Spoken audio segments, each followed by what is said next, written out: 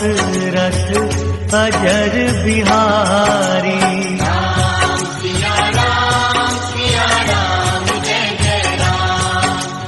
राम सिया राम जय जय राम।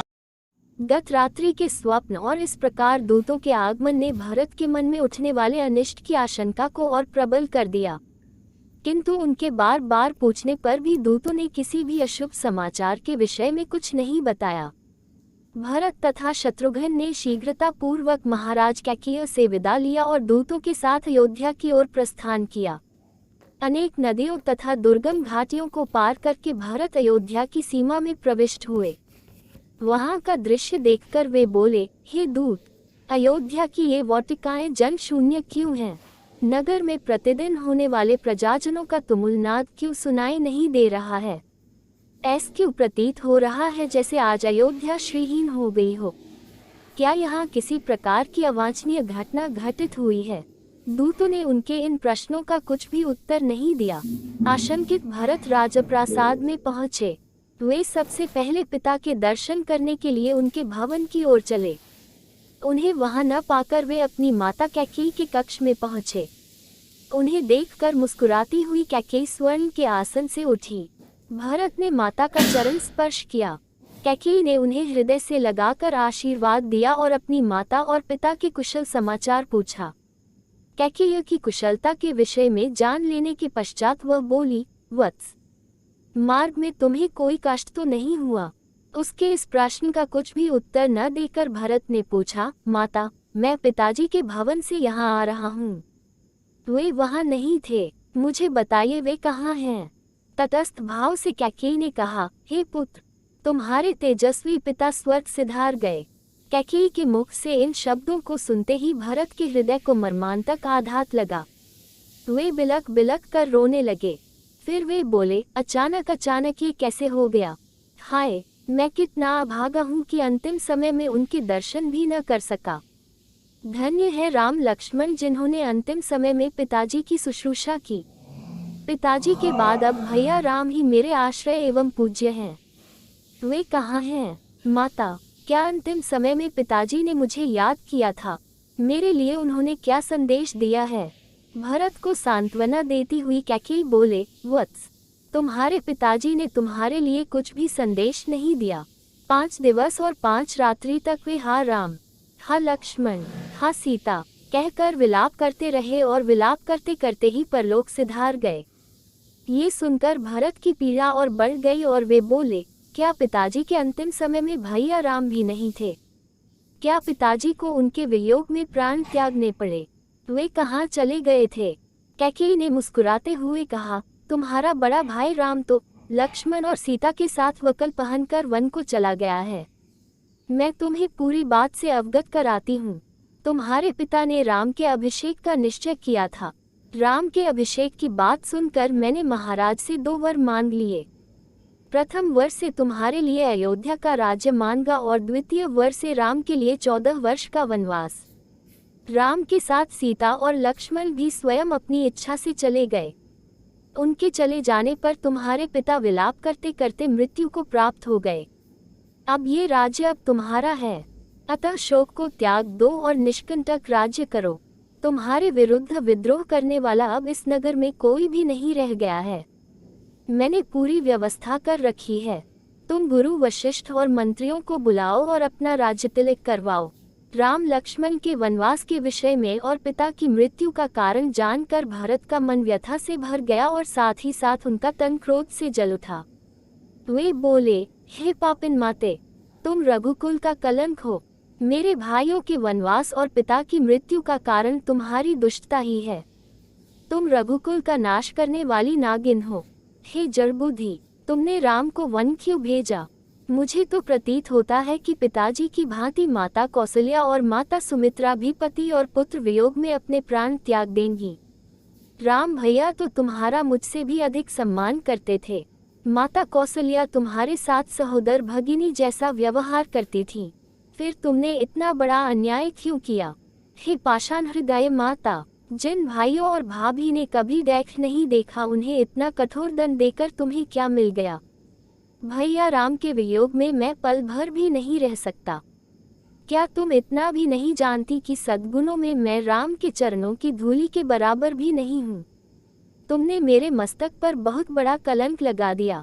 मैं इसी क्षण तुम्हारा परित्याग कर देता, किंतु तुम्हारे उदर से जन्म लेने के कारण ऐसा भी नहीं कर सकता। अस्तु, मैं यदि तुम्हें नहीं त्याग सकता तो क्या हुआ, अपने प्राण तो त्याग सकता हूँ। मैं विष खा लूंगा या वनों में राम को ढूंढते हुए प्राण दे दूंगा। ये तुमने कैसे भुला दिया कि इक्ष्वाकु कुल में सदा से ज्येष्ठ पुत्र ही राज्य करता आया है। मैं अभी वन जाकर राम को वापस बुला लाऊंगा और उनका सिंहासन उन्हें सौंप दूंगा। इतना कहकर वे शत्रुघ्न सहित रोते रोते कौसल्या के भवन की ओर चले दिए। भरत और शत्रुघ्न ने माता कौसल्या का चरण स्पर्श किए। उन्हें आशीर्वाद देकर कौसल्या बोली, वत्स, ये तो अच्छी बात है कि तुम्हें राज्य प्राप्त हो गया, किंतु निर्दोष राम को वनवास देकर तुम्हारी माता को क्या मिला? मैंने निश्चय किया है कि तुम्हारे सिंहासन संभालने के पश्चात मैं भी वन चली जाऊंगी। उनके इन शब्दों को सुनकर भरत ने रोते हुए कहा, हे माता, आप मुझे क्यों दोष देती हैं? जो कुछ भी हुआ वह मेरे अनुपस्थिति में हुआ है। भैया के वियोग में तो मेरा हृदय फटा जा रहा है। उनके बिना अयोध्या का तो क्या, यदि त्रैलोक्य का राज्य भी कोई मुझे दे तो मैं नहीं लूंगा। राम के वनगमन में यदि मेरी लेश मात्र भी सहमति हो तो मुझे रौरव नर्क मिले। इसी समय भूमि फट जाए और मैं उसमें समा जाऊं। यदि इस दुष्ट कार्य में मेरी सहमति हो तो मुझे वह दंड मिले जो घृणित पाप करने वाले पापी को मिलती है। ये कहकर रोते हुए भरत मूर्छित होकर कौसल्या के चरणों में गिर पड़े। जब वे कुछ चैतन्य हुए तो कौसल्या बोली, बेटा, इस प्रकार की बातें करके तुम मुझे क्यों दुखी करते हो? क्या मैं तुम्हें और तुम्हारे हृदय को नहीं पहचानती? और वे भरत को नाना प्रकार से सांत्वना देने लगी।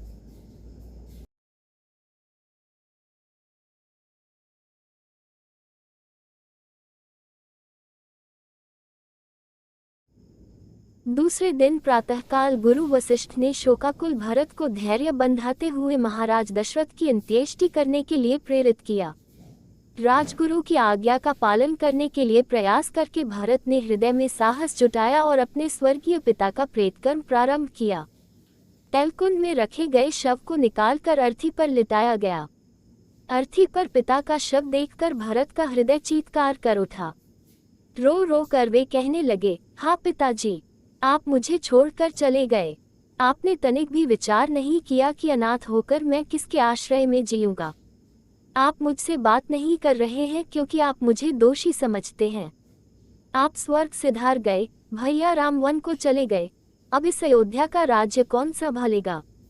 भरत को इस प्रकार विलाप करते हुए देख महर्षि वशिष्ठ ने कहा, वत्स, अब शोक त्याग कर महाराज का प्रेतकर्म आरंभ करो।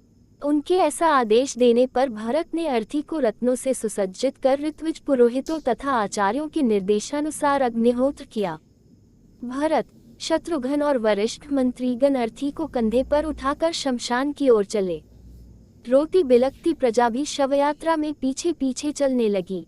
अर्थी के आगे निर्धनों के लिए सोना, चांदी, रत्न आदि लुटाए जा रहे थे। सरयू तट पर चंदन, गुग्गुल आदि से चिता बनाया गया और शव को उस पर लिटाया गया। सभी रानियां विलाप करके रोने लगी। भरत ने चिता में अग्नि प्रज्वलित किया और सत्यप्रायण महात्मा दशरथ का नश्वर शरीर का पंचभूत में विलय हो गया। 13वें दिन जब भरत अपने पिता के अंतिम संस्कार से निवृत्त हुए तो मंत्रियों ने उनसे निवेदन करते हुए कहा, हे रघुकुल भूषण, दिवंगत महाराज आपको राजा बना गए हैं, इसलिए अब आप न्यायपूर्वक हमारे राजा हैं। अतः अब आप सिंहासनारूढ़ होने की कृपा करें। इस पर भरत बोले, सदा से रघुकुल की रीति रही है कि पिता के स्थान पर ज्येष्ठ पुत्र ही राजा होता है, इसलिए इस सिंहासन पर मेरा कोई अधिकार नहीं है। इस पर केवल धर्मात्मा राम का ही अधिकार है। मैंने निश्चय किया है कि मैं वन से राम को लौटा लाऊंगा, उनके स्थान पर मैं स्वयं 14 वर्ष पर्यंत वन में रहूंगा। अतः आप सभी तत्काल भैया राम को वापस लाने के लिए वन में जाने की तैयारी करें। भरत के इस कथन ने सब में एक नया उत्साह उत्पन्न कर दिया। उनके मन में राम के लौटने की आशा प्रबल होने लगी। समस्त तैयारियां पूर्ण होने पर भरत, शत्रुघ्न, तीनों माताएं, मंत्रीगण, दरबारी आदि चतुरंगिनी सेना के साथ वन की ओर चले। प्रजाजन उत्साह में भरकर राम और भरत की जय जयकार करते जाते थे। राजा गो के नगर श्रृंगवरपुर के निकट गंगा तट पर उन्होंने अपना पड़ाव डाला। विशाल सेना के साथ भारत के आने का समाचार निषादराज गो तक भी पहुंचा। उन्होंने अपने सेनापतियों को बुलाकर कहा, सेनापतियों, आप लोगों को अच्छी प्रकार से विदित है कि रामचंद्र हमारे मित्र हैं। हमें ज्ञात नहीं है कि भारत किस उद्देश्य से सेना लेकर आए हैं, अतः अपनी सेना को तुम लोग सतर्क करके इधर उधर छिपा दो। 500 नावों में 100 अस्त्र शस्त्रधारी सैनिक भी तैयार रहें। यदि भरत राम के पास निष्कपट भाव से जाना चाहे तो जाने दो, अन्यथा उन सबको मार्ग में ही मृत्यु के मुख में पहुंचा दो। इस प्रकार से सेनापतियों को सावधान करने के पश्चात वे स्वागत की सामग्री ले भरत के पास पहुंचे और बोले, हे राघव, बिना किसी पूर्व सूचना के आपके यहाँ पहुंच जाने के कारण मैं आपके यथोचित सत्कार व्यवस्था नहीं कर पाया। मैं इसके लिए क्षमा प्रार्थी हूँ। आपसे निवेदन है कि रात्रि विश्राम यही करें और हमारा रूखा सूखा भोजन स्वीकार करके हमें धन्य करें। गो के प्रेमयुक्त वचनों को सुनकर भरत ने कहा, हे निषादराज, मैं ऋषि भारद्वाज के आश्रम में जाना चाहता हूँ, क्योंकि भैया राम वहीं गए हैं। आपकी मुझ पर बड़ी कृपा होगी यदि आप मुझे कुछ पथ प्रदर्शक प्रदान करें। निषादराज बोले, प्रभु, आप चिंता न करें, मैं और मेरे सैनिक आपका पथ प्रदर्शन करेंगे। किंतु आप इतनी विशाल सेना को साथ लेकर रामचंद्र के पास क्यों जा रहे हैं? निषाद के हृदय की शंका का अनुमान कर भरत बोले, निषादराज, मैं भैया राम को वन से लौटा कर उनका राज्य उन्हें सौंपना चाहता हूँ, क्योंकि वे मेरे बड़े भाई और पिता के तुल्य हैं। मेरे इस कार्य के लिए मेरी माताएं और मंत्री आदि भी मेरा साथ दे रहे हैं। भरत के वचन सुनकर गो को संतोष हुआ। समस्त जनों सहित भरत ने वहीं रात्रि विश्राम किया। प्रातःकाल गुहराज की आज्ञा से गंगा के किनारे पर सैकड़ों नौकाओं का प्रबंध कर दिया गया और उनमें सवार होकर सब गंगा पार उतर गए। वे सभी महर्षि भारद्वाज के आश्रम में पहुंचे। उनका यथोचित सत्कार करने के पश्चात महामुनि ने भरत से वन में आगमन का कारण पूछा। भरत ने हाँ जोड़कर कहा, महामुने, मैं अपने भैया राम का दास हूँ। मेरी माता कैकेयी ने जो कुछ किया है मैं उसके सर्वथा विरुद्ध हूँ। मैं भैया राम के पास जाकर उनसे क्षमा याचना करना चाहता हूँ। मैं उनसे अयोध्या लौटने की प्रार्थना करना चाहता हूँ कि वे वापस लौटकर अपना राज्य संभाले। भरत की बात सुनकर मुनि बोले, भरत, तुम वास्तव में महान हो। मैं तुम्हें आशीर्वाद देता हूँ कि तुम तीनों लोकों में यशस्वी हो। आजकल राम, सीता और लक्ष्मण के साथ चित्रकूट में निवास करते हैं। तुम कल प्रातः वहां चले जाना। आज की रात्रि यही विश्राम करो। प्रातःकाल जब चित्रकूट जाने के लिए भरत मुनि भारद्वाज से अनुमति लेने पहुंचे तो उन्होंने भरत को समझाते हुए कहा, भरत, तुम अपनी माता के प्रति दुराग्रह न रखना, इसमें उनका कोई दोष नहीं है। कैकेयी द्वारा किए गए कार्य में परमात्मा की प्रेरणा है ताकि वन में असुरों और राक्षसों का राम के हाथों विनाश हो सके। भरत अपनी माताओं एवं समस्त साथियों के साथ महर्षि से विदा लेकर चले और मंदाकिनी के तट पर पहुँचे। वहां ठहरकर भरत ने मंत्रियों से कहा, प्रतीत होता है कि भैया की कुटिया यहाँ कहीं निकट ही है। सेना को साथ लेकर आगे जाने से यहाँ बसे हुए आश्रमवासियों की शांति और तपस्या में बाधा पड़ेगी। इसलिए आगे मैं सेना के साथ नहीं जाना चाहता। अतः तुम गुप्तचरों को भेजकर राम की कुटिया का पता लगवाओ। मंत्रियों की आज्ञा पाकर चतुर गुप्तचर इस कार्य के लिए चल पड़े।